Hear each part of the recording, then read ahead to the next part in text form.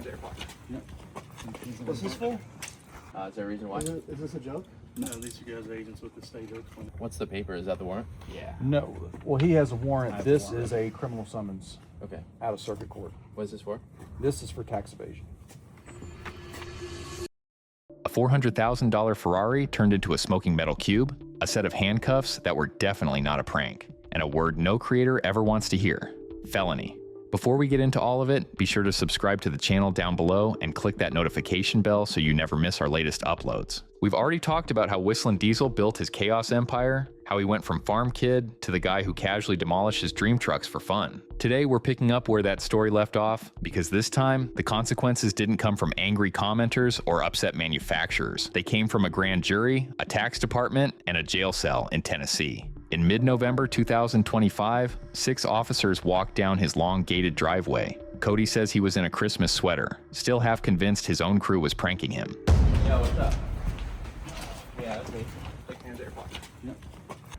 Is there a reason why? Is this a joke? Then the cuffs went on, the metal bit his wrists, and one officer tightened them until they couldn't go any further. Cameras rolled, his guys watched in silence, and after a few minutes of confusion, the words finally came out. This is a warrant for tax evasion. The state agents have warrants for you individually. Oh, so there's other stuff. Yeah. It's same both, stuff, It's both tests, maybe. Oh, okay. On paper, that phrase sounds like the beginning of the end. Felony tax evasion is the kind of charge that usually shows up in stories about mobsters, fraudsters, or people hiding millions offshore. But in Cody's case, everything points back to one car, one purchase, one viral fireball in a Texas field.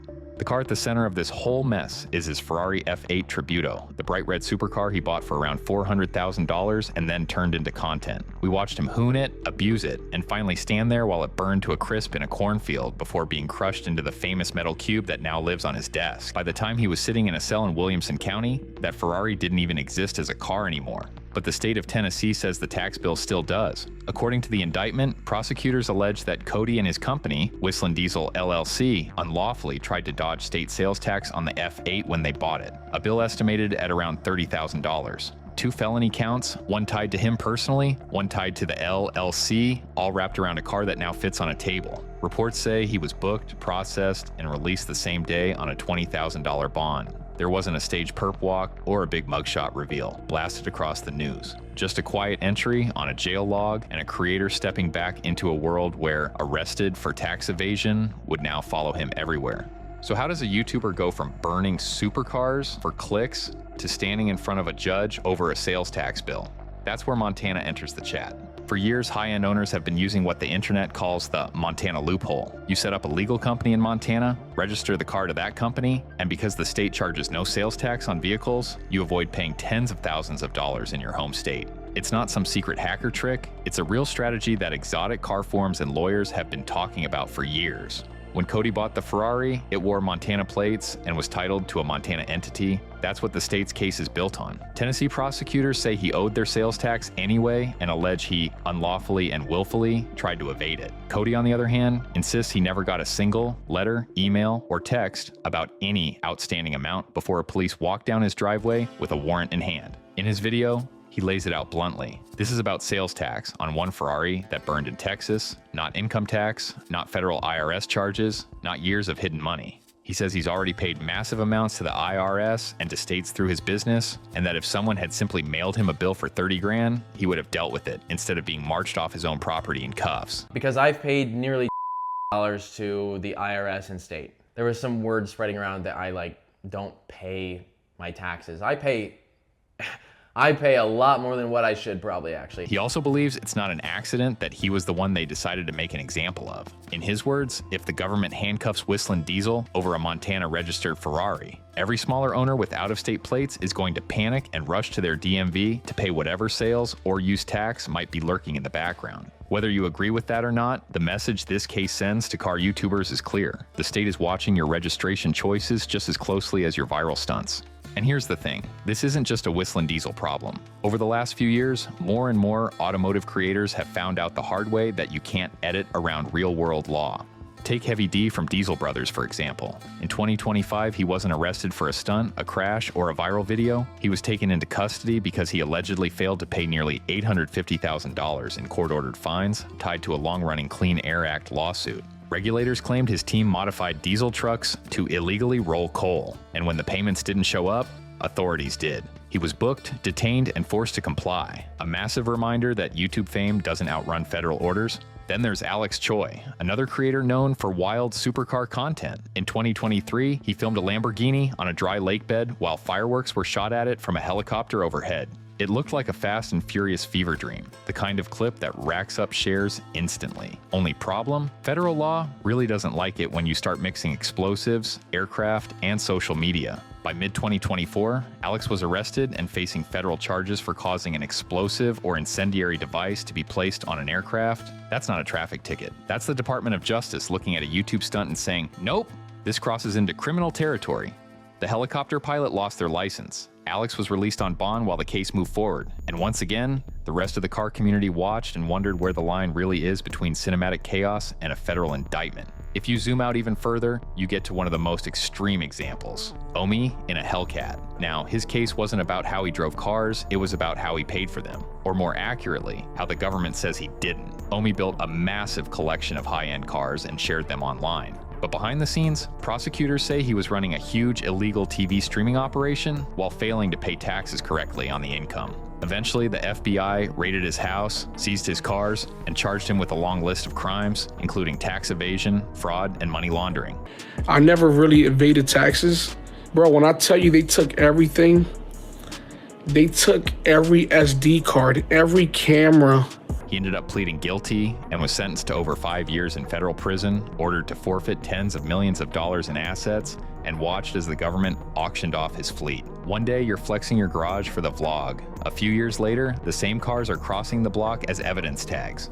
Different cases, different laws, different levels of seriousness, but they all send the same message to the car creator world. The moment you hit upload, you're not just entertaining fans. You're documenting your behavior for every regulator, prosecutor, and tax department with a Wi-Fi connection. And if you think this is just a big channel problem, think again. For every headline case, there are smaller creators getting tickets, fines, and investigations off the back of smaller videos. Local sheriffs and wildlife officers scroll media the same way fans do. That sketchy street race, that burnout on a public road, that side-by-side ripping through a protected trail, it's not just your subscribers replaying it, it might be the same people who write the charges.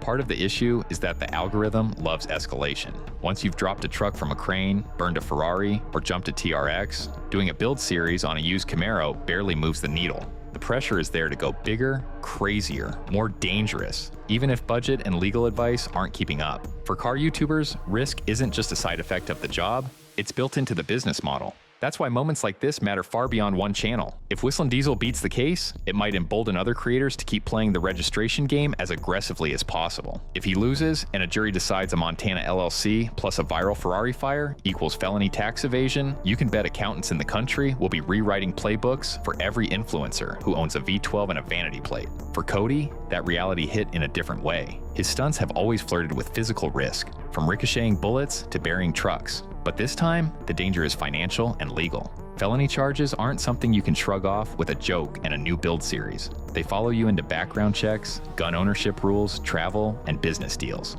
They can reshape your life even if you never see the inside of a prison cell. That's why in the days after his arrest, we didn't see him backing off. We saw him pivoting. He told viewers he's working with lawyers, that this case could drag on for years, and that he's not planning to quietly fold. He said he's in the process of buying land in Montana, shifting more of his business footprint there, and rethinking how he does big content cars. Instead of buying a $3 million Bugatti and eating a $400,000 sales tax hit just to durability test it for YouTube, he's talking about borrowing cars or using vehicles where the taxes have already been paid by someone else.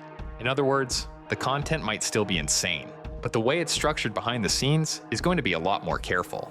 Manufacturers and critics have been asking for years when this side of the internet would finally run into a wall. Every time someone jumps a truck over a river, buries a supercar, or drifts a six-figure SUV through protected beaches, comment sections fill up with two kinds of people, the ones spamming send it and the ones warning, there's no way this doesn't end in court. With Whistling Diesel, that moment hasn't come from crashing into a crowd or blowing through traffic at 200 miles an hour. It's come from a state tax code and a Ferrari that turned into smoke. It's less cinematic, but in some ways, it's more dangerous because taxes are the one area where governments almost never play around. And the scary part for other creators is how small the alleged mistake is compared to the scale of their channels.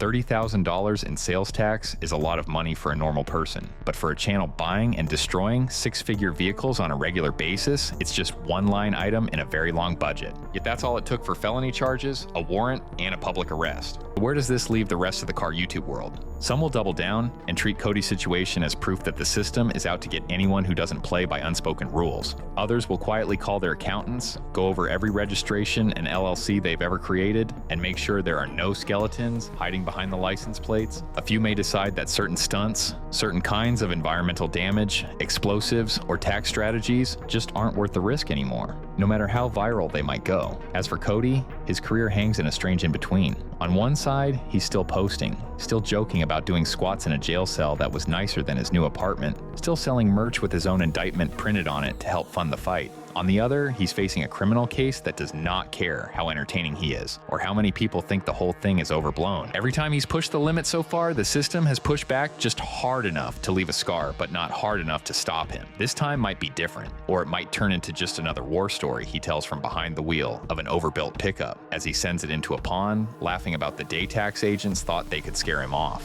So what do you think? Is Tennessee going too far by hauling a YouTube creator to jail over the sales tax bill for a car that's literally a crushed cube now? Or is this the moment when a guy who's made a living tiptoeing along the edge finally found a line you simply can't cross? Let us know down in the comments. And while you're there, give this video a thumbs up and don't forget to subscribe for more deep dives into the wildest stories in the automotive world. Tuna No Crust, signing off.